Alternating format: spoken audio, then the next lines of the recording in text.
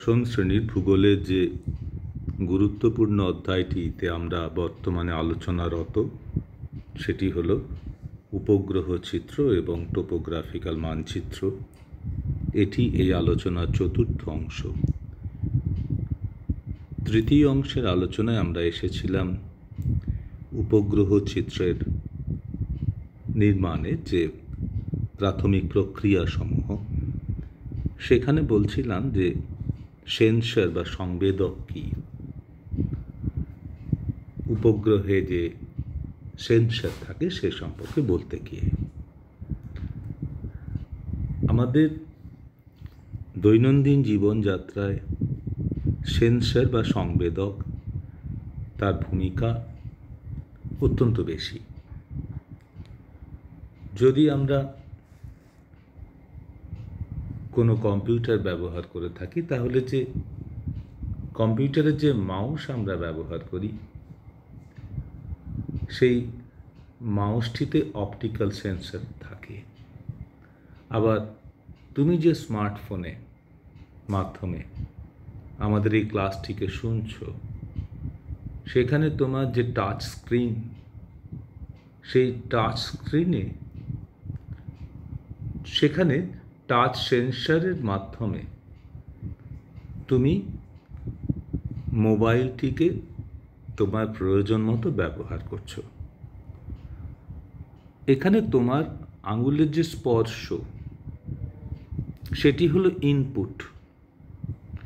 সেই input touch সেন্সরের উপর পড়ছে এবং মোবাইলের যে ব্রেন, সেই ব্রেনের মধ্যে তথ্য রাখা আছে, নির্দেশ আছে যে বাইরের কোনো ইনপুট এলে তাতে কিভাবে তাতে সাড়া দিতে হয়, অর্থাৎ ক্রিয়ার বিপরীতে কি প্রতিক্রিয়া দেখানো প্রয়োজন। এটি সাধারণ মার্কারি থার্মোমিটার। সেই থার্মোমিটারের তাপ হলো ইনপুট এবং সেই তাপীয় প্রভাবে পারদ আয়তনে বাড়ে বা কমে, আয়তনে বৃদ্ধি পায় বা হ্রাস পায়। এবং আমরা চোখের সাহায্যে রিডিং নিয়ে দেখতে পারি যে তাপমাত্রা কত। সেখানেও সেন্সরের কাজ থাকছে। অর্থাৎ সেন্সর হলো এমন একটি যন্ত্র, যে যন্ত্রটি কোনো ফিজিক্যাল ইনপুটকে গ্রহণ করছে। সেই ইনপুট, যেমন ক্যামেরার ক্ষেত্রে আলো হলো ইনপুট, সেই ইনপুট সে বাইরে থেকে আসছে, সেন্সরের উপর সেই ইনপুট পড়ছে এবং সেই ইনপুটকে সে তথ্যে রূপান্তর করছে, ডেটাতে পরিণত করছে এবং সেই ডেটা কম্পিউটারের মস্তিষ্কে সঞ্চিত থাকছে, সেটা অ্যানালগ ফর্মে বা ডিজিটাল ফর্মে। এবং সেই তথ্যকে ব্যাখ্যা করার কাজ সেটি কোনো হিউম্যান ব্রেন বা কোনো মেশিন অর্থাৎ কম্পিউটার করে থাকে, ইন্টারপ্রিটেশন বা ব্যাখ্যা। বর্তমানের অধিকাংশ সেন্সর ইলেকট্রনিক সেন্সর, বৈদ্যুতিন সংবেদক, এবং এই সংবেদকগুলি তথ্যকে অর্থাৎ ডেটাকে তা বৈদ্যুতিন তথ্যে পরিণত করে, যা ডিজিটাল ইনফরমেশন, বিচ্ছিন্ন সংখ্যাগত মান। এবারে আমাদের উপগ্রহ চিত্রে যে সেন্সর থাকে সেগুলি ফটো সেন্সর। সেই ফটো সেন্সরের কাজ হলো দৃশ্যমান আলোক, ভিজিবল লাইট, এবং তার বাইরে যে অদৃশ্যমান আলোক, ইনফ্রারেড ট্রান্সমিশন বা অতিবেগুনি রশ্মি, আল্ট্রাভায়োলেট এনার্জি, যা বিভিন্ন ধরনের তড়িৎ চুম্বকীয় তরঙ্গ, সেই তড়িৎ চুম্বকীয় তরঙ্গগুলি যখন ফটোগ্রাফিক সেন্সর ফটো সেন্সরের উপর পড়ে তখন সেগুলি সেই ইনপুটকে গ্রহণ করে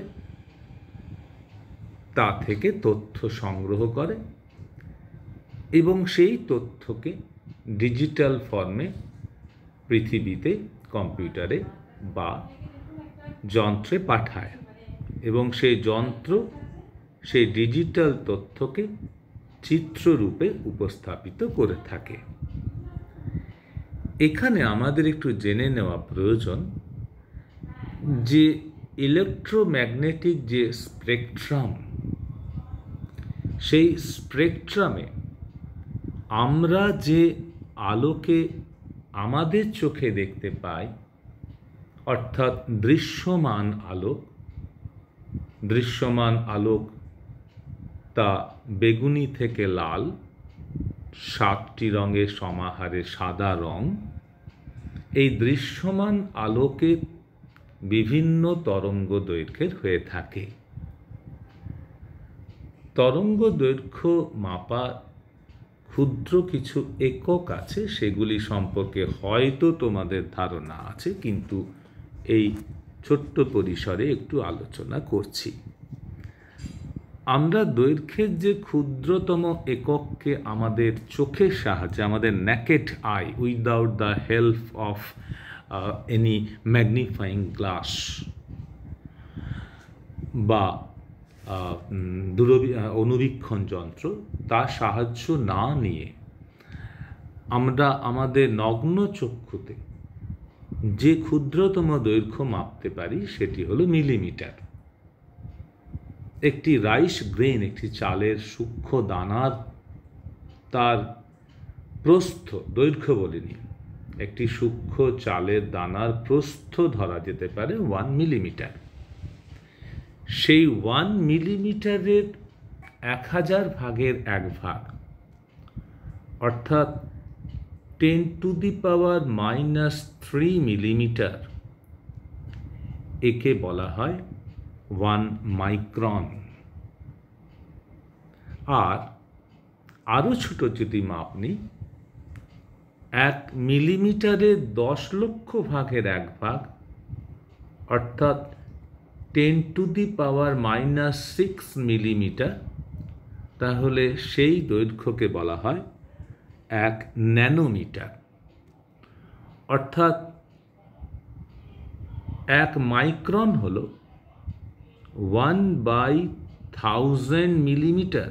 1 মিলিমিটারের 1000 ভাগের 1 ভাগ, এটি হলো 1 মাইক্রন। আর 1 মিলিমিটারের 10 লক্ষ ভাগের 1 ভাগ, তাকে বলছি 1 ন্যানোমিটার। অর্থাৎ 1 মাইক্রন, অর্থাৎ 1 মাইক্রন, এটা হলো 1000 ন্যানোমিটার, NM 1000 ন্যানোমিটার। এই ন্যানোমিটার এবং মাইক্রন এগুলি দৈর্ঘ্যের ক্ষুদ্র একক। 1 মিলিমিটারের 1000 ভাগের 1 ভাগ হলো 1 মাইক্রন এবং 1 মিলিমিটারের 10 লক্ষ ভাগের 1 ভাগ হলো 1 ন্যানোমিটার। দৃশ্যমান আলোক তা 380 ন্যানোমিটার থেকে 740 ন্যানোমিটারের মধ্যে থাকে। এদের মধ্যে 380 ন্যানোমিটার দৈর্ঘ্যের এখানে যে তরঙ্গ দেখানো হয়েছে, এখানে তরঙ্গ দৈর্ঘ্য বলতে একটি ওয়েভের ক্রেস্ট থেকে পরবর্তী ওয়েভের ক্রেস্টের মধ্যবর্তী দূরত্বকে তোমরা জানো, একে তরঙ্গ দৈর্ঘ্য বলা হয়। এখানে যত বাঁ দিক থেকে ডান দিকে যাওয়া যাচ্ছে, তরঙ্গ দৈর্ঘ্য তত হ্রাস পাচ্ছে। ভায়োলেট অর্থাৎ বেগুনি রঙের আলোক তরঙ্গের দৈর্ঘ্য 380 ন্যানোমিটার এবং লাল রঙের আলোক তরঙ্গের দৈর্ঘ্য 740 ন্যানোমিটার। তাই 380 ন্যানোমিটার থেকে 740 ন্যানোমিটার এই তরঙ্গ দৈর্ঘ্যের মধ্যে 7টি রং দৃশ্যমান, 7টি আলোক, তাকে ভিজিবল স্পেকট্রাম বলা হয়। 380 ন্যানোমিটারের থেকে ক্ষুদ্র আলোক তরঙ্গকে তাকে আল্ট্রাভায়োলেট রে বলা হয়।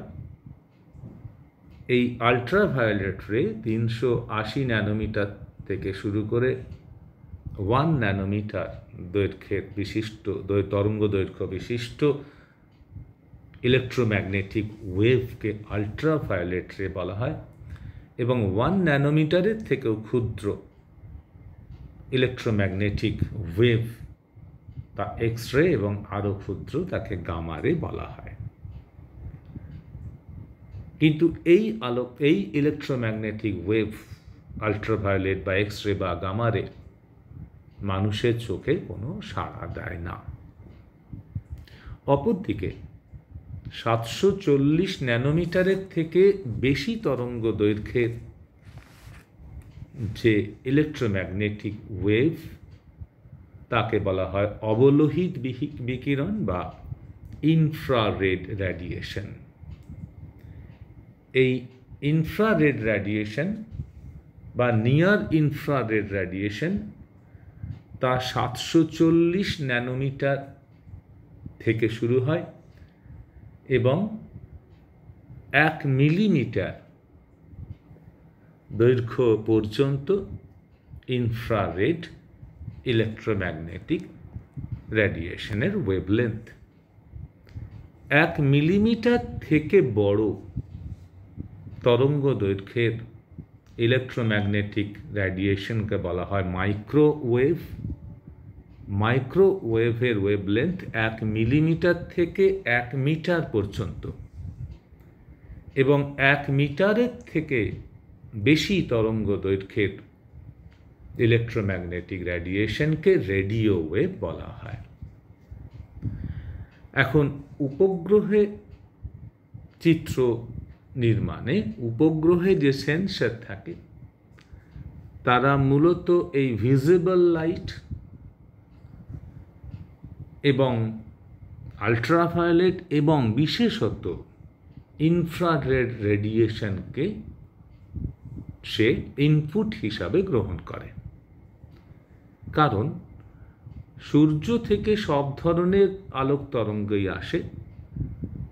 পৃথিবী সেই তাপকে ভূপৃষ্ঠের বিভিন্ন অংশ অর্থাৎ ভূপৃষ্ঠের জলভাগ, বরফাচ্ছাদিত ভূভাগ, ভূপৃষ্ঠের উদ্ভিদ আবৃত স্থান, মরুভূমি ইত্যাদি ইত্যাদি, তারা এই আলোক তরঙ্গ এই সমস্ত ভূপৃষ্ঠের বিভিন্ন বস্তুর উপর বিভিন্নভাবে ক্রিয়া করে। কিছু আলো ভূপৃষ্ঠের এই উপাদানগুলি দ্বারা শোষিত হয়, কিছু আলো বিকিরিত হয়, প্রতিফলিত হয়, প্রতিসৃত হয়, বিচ্ছুরিত হয়, এবং সেই আলোগুলি তারা প্রতিফলিত হয়ে বা বিচ্ছুরিত হয়ে তারা উপগ্রহের সেন্সরে গিয়ে পৌঁছায়। পৃথিবী যে তাপকে শোষণ করে সেই তাপকে সে দীর্ঘ তরঙ্গ রূপে অর্থাৎ সে অবলোহিত ইনফ্রারেড রেডিয়েশন রূপে সে বিকিরণ করে। তাই ঘন অন্ধকার রাত্রিতেও পৃথিবী ইনফ্রারেড রেডিয়েট করে। তাই রাত্রিকালেও উপগ্রহ চিত্র গ্রহণ করতে পারে ইনফ্রারেড রেডিয়েশনকে ইনপুট হিসাবে গ্রহণ করে। তাই দৃশ্যমান আলোক, ইনফ্রারেড এবং আল্ট্রাভায়োলেট এগুলিকে মূলত ইলেকট্রোম্যাগনেটিক রেডিয়েশন ইনপুট ধরা যেতে পারে উপগ্রহে রাখা সেন্সরে, যে ফটো সেন্সর তার। যেমন এখানে বলা হচ্ছে যে infrared radiation is used extensively in remote sensing, কারণ ভূপৃষ্ঠস্থ বিভিন্ন বস্তুগুলি এই আলোক রশ্মিকে প্রতিফলন করে, অনেক ক্ষেত্রে শোষণ করে এবং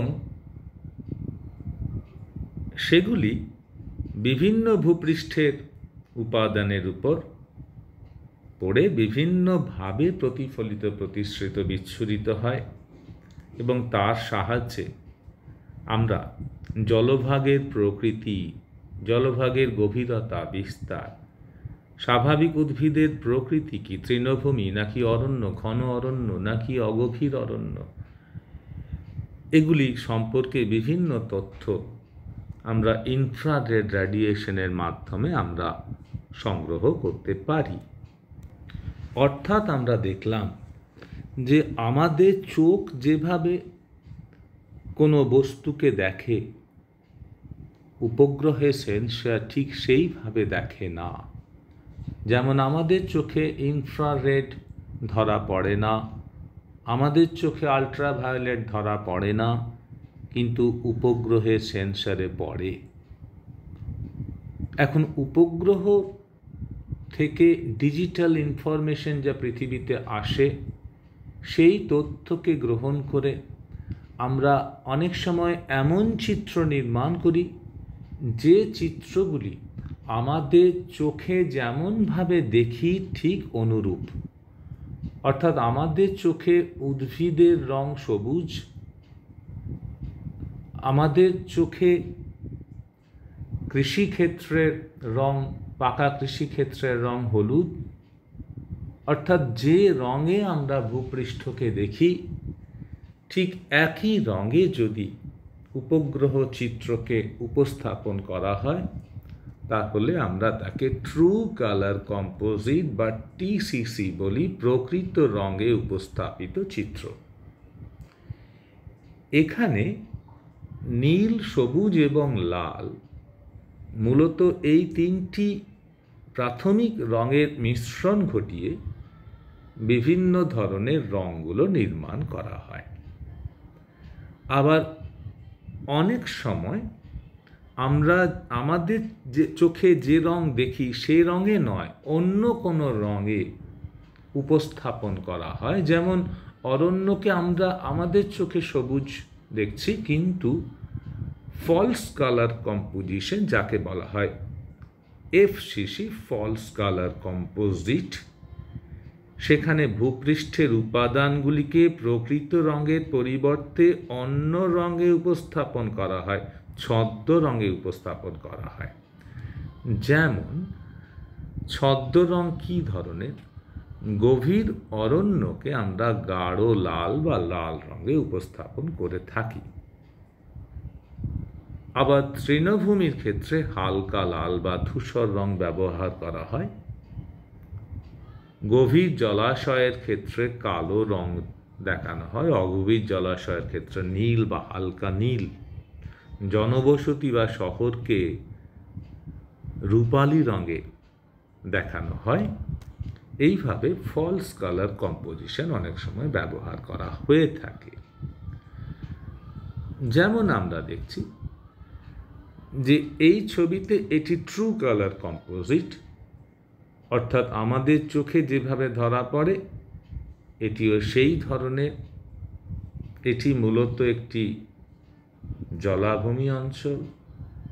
এই অঞ্চলটি একটি বসতি অঞ্চল, নগর বসতি অঞ্চল, আর এই অঞ্চলটি একটি কৃষি সমৃদ্ধ অঞ্চল। কিন্তু এটি যখন ফলস কালার কম্পোজিটে আমাদের চোখে তখন আরো স্পষ্ট রূপে এখানে ধরা পড়ছে। এখানে রঙের ব্যবহারটি অন্য। বা পাশের ছবিতে এখানেও লাল রঙকে বেশ করে বা এখানে সবুজ রঙকে বেশ করে একই অঞ্চলে বিভিন্ন ধরনের উপগ্রহ চিত্র নির্মাণ করা হয়, যা থেকে ভূমি ব্যবহার সম্পর্কে আরও নিখুঁত ধারণা পাওয়া সম্ভব হয় ট্রু কালার কম্পোজিটের তুলনায়। যেমন এই ছবিতেও আমরা দেখছি একই কৃষিক্ষেত্র তাকে 3 ধরনের রঙে উপস্থাপন করা হয়েছে এবং এই রঙগুলির সাহায্যে যিনি দক্ষ উপগ্রহ চিত্রকে ব্যাখ্যা করতে পারেন, সেই কাজে যিনি দক্ষ, যিনি এক্সপার্ট, যিনি স্পেশালাইজড, সেই বিশেষজ্ঞ ব্যক্তির চোখে এগুলি তার বিভিন্ন রকম ব্যাখ্যা এবং ভূমি ব্যবহারের বিভিন্ন চরিত্র তার চোখে ধরা পড়ে। যেমন কোন কৃষিক্ষেত্রে